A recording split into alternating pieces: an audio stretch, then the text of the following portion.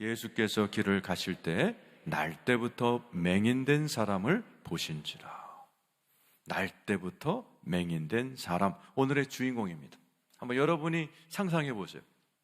이 사람 날 때 맹인으로 태어났어요. 중도 실명이 아니라 한 번도 눈을 열어 본 적이 없는 사람입니다. 아마 여러분들도 이런 분들을 많이 보셨을지 몰라요. 길거리에서 구걸하는 거지들. 여러분 그런 사람들 눈여겨보나요? 여러분들도 별로 이렇게 눈여겨 안 봤을 겁니다. 그런데 오늘 예수님이 뭐라고 됐어요? 날 때부터 맹인된 사람을 보신지라. 그러니까 우리가 본다라는 단어가 여러 단어가 있죠. 흘끗 보고, 이렇게 꼬나보고, 또 자세히 훑어보고, 우리가 눈으로 보지만은 여러 가지 자세가 나오는데, 여기에 나와 있는 예수님이 이 사람을 보신지라 하는 말은 마음을 담아서 따뜻한 시선을 보낸다라는 뜻이에요. 아무도 거들떠보지 않은 날 때부터 맹인된 이 사람을 예수님이 주목하고 사랑의 눈으로 쳐다보고 계신 거죠. 오늘 이 자리에 계신 여러분 또한 하나님께서 따뜻한 시선으로 주목하고 계시다는 사실 믿으시기를 축원합니다. 그런데 세상 사람들은 다르게 쳐다봅니다. 2절이죠. 읽겠습니다. 시작. 제자들이 물어 이르되 랍비여, 이 사람이 맹인으로 난 것이 누구의 죄로 인함이니까? 자기니까? 그의 부모니까? 유대인들은 유대교를 배웠기 때문에 사람들을 죄로 바라보는 거예요. 여러분도 다 눈을 이게 뜨고 세상을 보지만은 다 다릅니다. 오늘 가정의 달이죠. 여러분 아내와 남편을 어떻게 보시는 거예요? 어떤 분들에게 낙인을 찍습니다. 우리 남편은 못된 사람, 나는 어쩌다가 저 왼수를 만나서 지금 죽지 못해 사는 남편, 낙인을 찍는 부인들이 많고, 거꾸로 부인을 향해서 낙인을 찍는 남자들이 많아요. 그리고 자녀들을 향해서도 마찬가지입니다. 아유 저놈의 새끼 저거 누구 닮아서 저러나, 아이고 속 터져. 자녀를 바라보는데 속 터지는 아이로 바라보는 우리 사람들은 다 세상을 바라보고 사람을 바라볼 때 이렇게 다 다르게 봐요. 우리만 그런 게 아니죠. 사도 바울 같은 위대한 인물도 이 눈을 잘못 세상을 바라봐서 예수 그리스도를 핍박하고 예수 믿는 스테판을 죽이고 세상을 향해서 예수 믿는 자들을 핍박하기 위해서 달려가다가 그 눈이 바뀌는 그런 은혜가 있었어. 빛을 만났기 때문이죠. 사도행전 9장 18절 우리 한번 읽어보죠. 시작. 즉시 사울의 눈에서 비늘 같은 것이 벗겨져 다시 보게 된지라 일어나 세례를 받고. 바울 공부 많이 했어요. 오늘날로 얘기하면 검사입니다. 검사이기 때문에 그 사내들인 공회에서 문서를 받아서 스테판을 죽일 때 사인했고, 다메섹 도상에 파견 나간 파견 검사입니다. 그런데 예수 그리스도를 이단으로 생각했고 크리스찬들을 죽여야 할 대상으로 그렇게 살았던 이 사울에게 하늘에서 빛이 임하니까 눈에서 비늘이 떨어져요. 이 비늘이 뭐냐? 사단이 우리에게 가리워준 빛이에요. 많은 사람들이 이 세상을 어둡게 바라봐요. 우리가 어둠의 출신이요 사단에게 오랫동안 눌려 있었기 때문에 많은 사람들이 세상을 사단의 눈으로 쳐다봅니다. 심지어 자기 자신도, 가족들도, 심지어 여기 앉아서 교회 안에서도 우리는 삐딱하게 교회도 바라보는 그런 시선을 가져서 우리 예수님이 바로 그 빛 얘기를 하시죠. 자, 우리 3절 말씀 같이 한번 읽어보겠습니다. 시작. 예수께서 대답하시되 이 사람이나 그 부모의 죄로 인한 것이 아니라 그에게서 하나님이 하시는 일을 나타내고자 하심이라. 사람들은 이 사람이 맹인된 것은 죄값입니다 이렇게 얘기하고 물어볼 때 예수님이 아니다라는 거예요. 아니야, 그런 거 아니야. 부모의 죄값도 아니고 본인의 죄값도 아니야. 그리고서 우리에게 이렇게 하시죠. 그에게서 하나님이 하시는 일을 나타내고자 하심이라. 아니, 날 때부터 맹인에게 하나님이 하실 일이 있다고요? 오늘 이 자리에 계신 여러분들도 잘 들으셔야 됩니다. 여러분이 낙인 찍은 자녀들이, 여러분이 낙인 찍은 남편과 아내 속에 하나님이 일하고 계시다는 사실에 눈뜨시기를 축원합니다. 에베소서 2장 10절 나와 있습니다. 시작. 우리는 그가 만드신 바라 그리스도 예수 안에서 선한 일을 위하여 지으심을 받은 자니 이 일은 하나님이 전에 예비하사 우리로 그 가운데서 행하게 하려 하심입니다. 오늘 이 자리에 계신 그 누구도, 여러분의 자녀들 그 누구도 오늘 2장 10절에 뭐라고 되어 있어요? 우리는 그가 만드신 바라 선한 일을 위하여 지으심을 받은 자라. 오늘 여러분은 하나님이 언제 여러분들을 계획하셨다고 생각하세요? 많은 분들이 아버지 어머니가 신혼여행 가서 만들었다고 생각하지만 아니요, 태초부터입니다. 하나님께서 태초부터 여러분들을 계획하셨고 2021년 5월 9일에는 순복음대국교회에 앉아 예배하도록 하나님이 태초부터 계획하시고 여러분들을 향하여 하나님이 선한 일을 품고 계획하고 인도하고 계시다는 사실을 인정하시고 아멘하시고 받아들이시기를 예수의 이름으로 축원합니다. 그래서 토마스 아킨파스라는 사람이 스스로를 불쌍하게 여기는 자들은 하나님의 뜻, 섭리를 모르는 자들이다. 지금 여러분 가운데도 혹시 아유 나는 슬픈 존재야, 우리 아들 딸은 슬픈 존재야, 이런 분 계세요? 하나님이 함께 하시고 하나님이 우리 가운데 놀라운 계획을 하고 계시다는 사실 여러분 믿으시기를 축원합니다.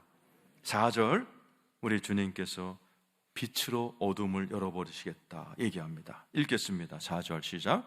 때가 아직 낮음에 나를 보내신 이의 일을 우리가 하여야 하리라. 밤이 오리니 그때는 아무도 일할 수 없느니라. 내가 세상에 있는 동안에는 세상의 빛이로다. 우리 예수님이 자신을 빛이라고 그러셨어요. 그것도 참 빛이다. 너희의 어두운 눈을 열어주기 위해서 내가 와서 너희들이 누구인가를 깨닫게 해주는 진리의 빛으로 너희들의 어두워진 눈을 비춰주겠다. 빛으로 예수님이 오셨다는 것을 성경은 얘기하죠. 요한복음 1장 9절에 기록되어 있습니다. 읽어보죠. 시작. 참빛 곧 세상에 와서 각 사람에게 비추는 빛이 있었나니. 하나님께서는 오늘도 눈이 있지만 제대로 바라보지 못해서 여러분의 가족들을 낙인 찍고 자녀들을 낙인 찍고 이 세상을 낙인 찍고 나 자신에 대해서 삐딱하게 바라보는 이 잘못된 시각을 사도 바울의 눈에서 비닐을 벗기듯이 참빛 예수가 오셔서 우리들의 눈을 밝혀주겠다. 오늘 여러분에게 그런 은혜가 있기를 축원합니다. 그 빛이라는 단어에 오늘 생각나는 분이 있습니다. 일본의 세계적인 문학가가 있죠. 오에 겐자부로입니다. 결혼도 잘했습니다. 영화 가문의 아주 이쁜 여자랑 결혼해서 일본 열도가 막 들썩였죠. 선남선녀의 결혼식으로. 근데 세상은 참 공평한 것 같아요. 아이를 낳는데 탈장이라고 해요. 탈장은 보통 이렇게 학문적으로 있는데 이 아이는 뇌가 탈장이 된 거예요. 뇌가 머리를 뚫고 나와버린 겁니다. 그러니 수술 안 하면 죽는다 그러니 수술했지만 아이가 이제 장애자가 될 거다라는 걸 알고 아이를 이렇게 받아들이고 수술했어요. 이름을 빛이라고 줬어요. 일본말로 히카리.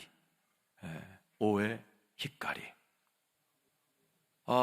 IQ가 65에서 멈추고 아무리 무슨 옆에서 반응을 보여도 표정 하나 움직이지 않고 울지도 웃지도 않는 그 아이를 여러분이 만약에 자녀로 태어났다면 어떻게 하시겠어요? 그런데 이 부부는 아이의 이름을 빛이라고 줬어요. 그리고 부부가 맹세를 했대요. 슬퍼하지 말자. 우리는 이 아이를 선물로 여기고 매일 축제를 벌이자.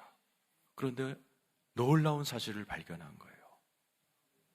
모든 장애자들에게 하나님이 오늘 말씀처럼 하나님의 일, 이게 아르콘이란 뜻이에요. 일이란 말이 헬라어로 예술작품이란 뜻입니다. 이 아들에게도 하나님의 귀한 선물이 있었어요. 그게 뭐냐? 절대음감입니다. 이 아이가 소리를 잘 듣는다는 얘기를 감을 잡은 아버지 어머니가 음악 선생을 붙여주는데 놀라운 절대음감이 있는 거예요. 조금 음악을 배운 다음에요, 이 클래식 음악을 틀어주면 그 자리에서 그대로 칩니다. 아이가 음악을 들려주면 그대로 악보에다 그리는. 그래서 얘는 음악의 소질이 있구나. 그때부터 음악을 가르쳤는데 IQ 65인 이 사람이요, 일본에서 아주 유명한 작곡가가 됩니다. 앨범을 2개나 냈어요. 오에 히카리 치면 나옵니다.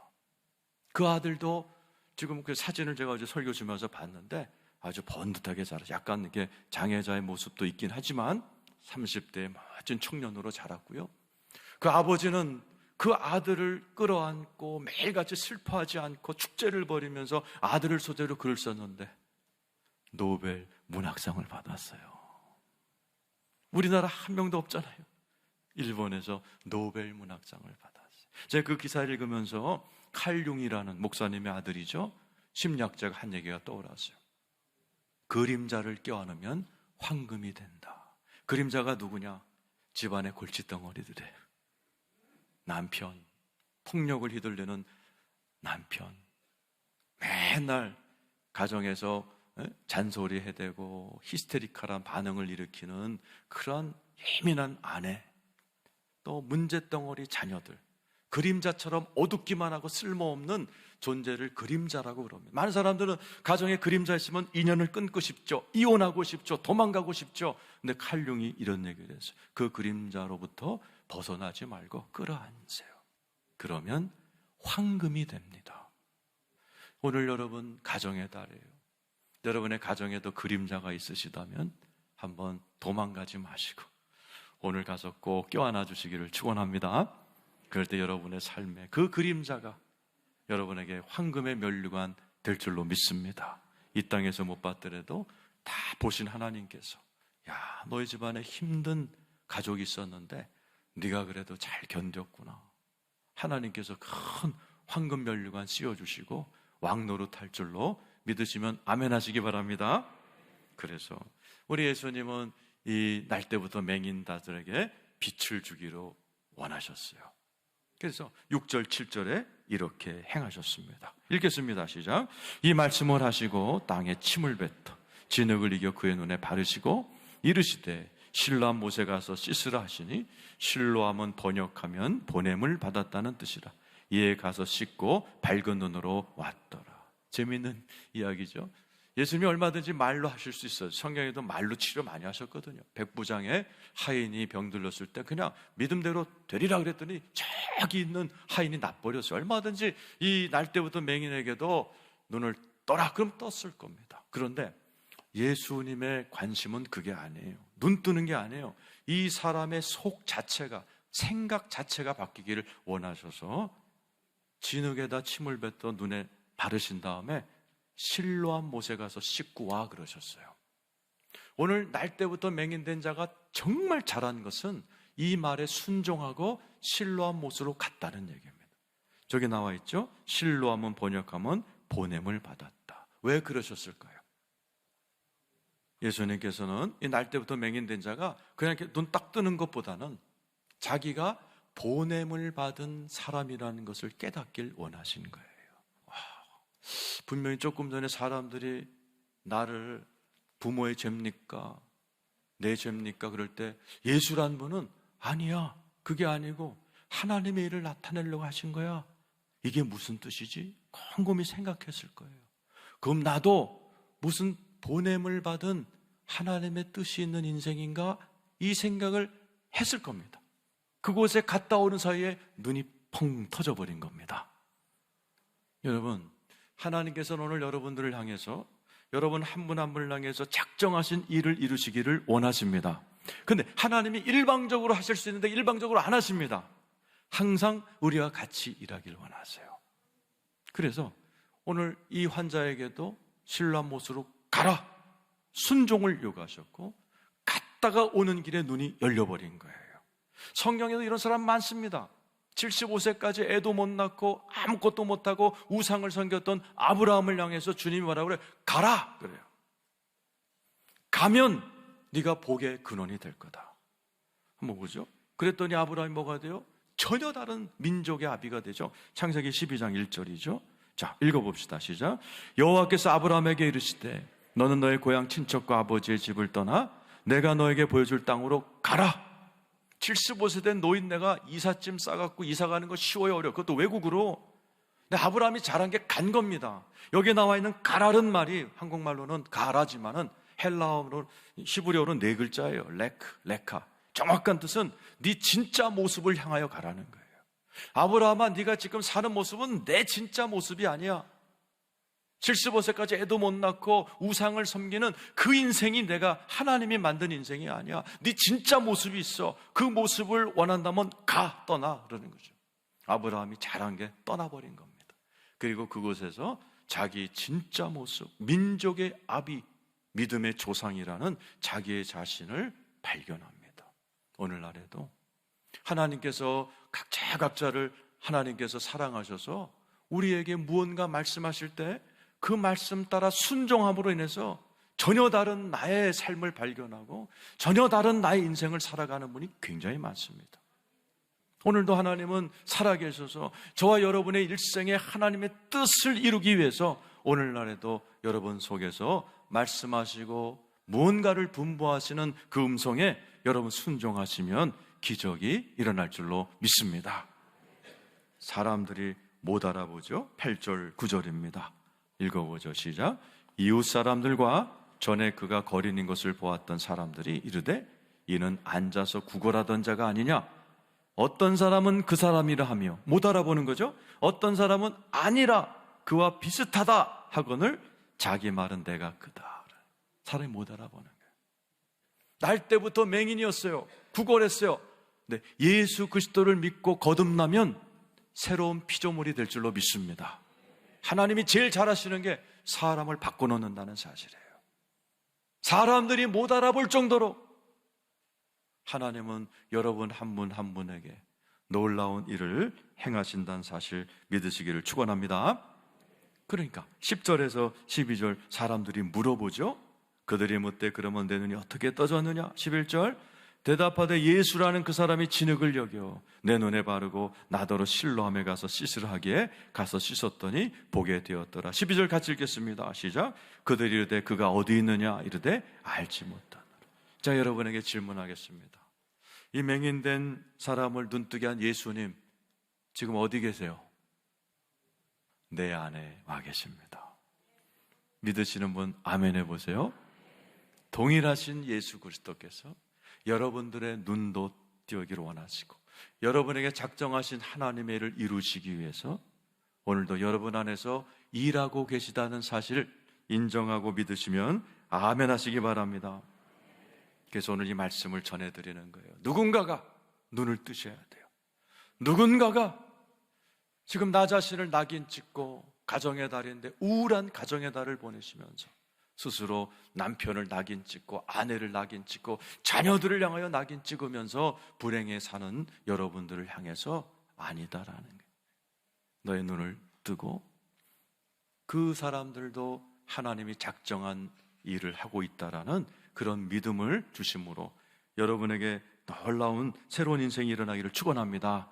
그래서 우리는 계속 기도해야 돼요. 이렇게 에베소 1장 18, 19절입니다. 자, 읽겠습니다. 에베소서 1장 18절, 19절. 자, 읽겠습니다. 시작. 너의 마음의 눈을 밝히사 그의 부르심의 소망이 무엇이며 성도 안에서 그 기업의 영광이 풍성함이 무엇이며 그의 힘으로 위력으로 역사하심을 따라 믿는 우리에게 베푸신 능력의 지극히 크심이 어떠한 것을 너희로 알게 하시기를 구하노라. 18절에 뭐라고 됐어요? 우리의 마음의 눈을 밝히사. 우리에게는 두 눈만 있는 게 아니에요. 마음의 눈이 있습니다. 그 마음의 눈이 밝혀야 하나님의 진리로 가족들을 볼 수 있고 내 자신을 바라볼 수 있고 교회를 바라볼 수 있고 세상을 제대로 볼 수가 있어요. 그래서 칼빈은 성령을 안경이라고 그랬어요. 라식 같은 거 하신 분 얘기를 들어보면 세상이 달라 보인다는 거예요. 맞아요. 우리가 안경만 바뀌어도 세상이 달라 보이는데 성령님이 내 눈을 열어주시면 지옥 같은 가족도 어쩌면 오늘 이 시간부터 천국처럼 보여질 수가 있습니다. 오늘 이 말씀으로 눈이 열린 이 맹인과 이제 아주 재미있는 바리새인들과의 논쟁이 시작됩니다. 아주 재밌습니다. 맹인과 바리새. 날 때부터 아무것도 못 보다가 지금 눈이 뜬 지 몇 시간밖에 안 되는 맹인과 일평생 두 눈 뜨고 살아 공부 많이 한 바리새인들과 논쟁이 붙는데요. 한번 봅시다. 16절 17절입니다. 읽어보겠습니다. 시작. 바리새인 중에 어떤 사람은 말하되 이 사람이 안식일을 지키지 아니하니 하나님께로부터 온 자가 아니라 하며 어떤 사람은 말하되 죄인으로서 이렇게 이러한 표적을 행하겠느냐 하여 그들 중에 분쟁이 있더니 이 바리새인은 예수님을 죄인이라고 그러는, 예수는 하늘에서 안 왔어, 이렇게 날 때부터 맹인된 자에게 막 설득을 합니다. 그랬더니 오늘 주인공은 17절에 이렇게 얘기합니다. 시작. 이에 맹인되었던 자에게 다시 묻되 그 사람의 내 눈을 뜨게 하였으니 너는 그를 어떠한 사람이라 하느냐? 대답하되 선지자니. 바리새인들은 예수를 죄인이라고 얘기합니다. 맹인에게 물어봐요. 너는 누구라 생각? 선지자입니다. 누구 말이 옳아요? 맹인의 말이 옳은 거죠. 24절 25절도 계속 논쟁이 계속됩니다. 읽어보죠. 시작. 이에 그들이 맹인되었던 사람을 두 번째 불러 이르되 너는 하나님께 영광을 돌리라. 우리는 이 사람이 죄인인 줄 알아. 예수님이 자꾸 죄인이라고 낙인을 찍는 거예요. 그랬더니 맹인이 뭐라고 그래요? 25절 시작. 대답하되 그가 죄인인지 내가 알지 못하나 한 가지 아는 것은 내가 맹인으로 있다가 지금 보는 그것. 나 이 사람 때문에 눈 떴다라고 얘기하는 거죠. 34절 33절 34절입니다. 읽어보죠. 시작. 이 사람이 하나님께도 오지 않았으면 아무 일도 할 수 없으리이다. 그들이 대답하여 이르되 네가 온전한 죄 가운데 나서 우리를 가르치느냐고 이에 쫓아내어 보내더라.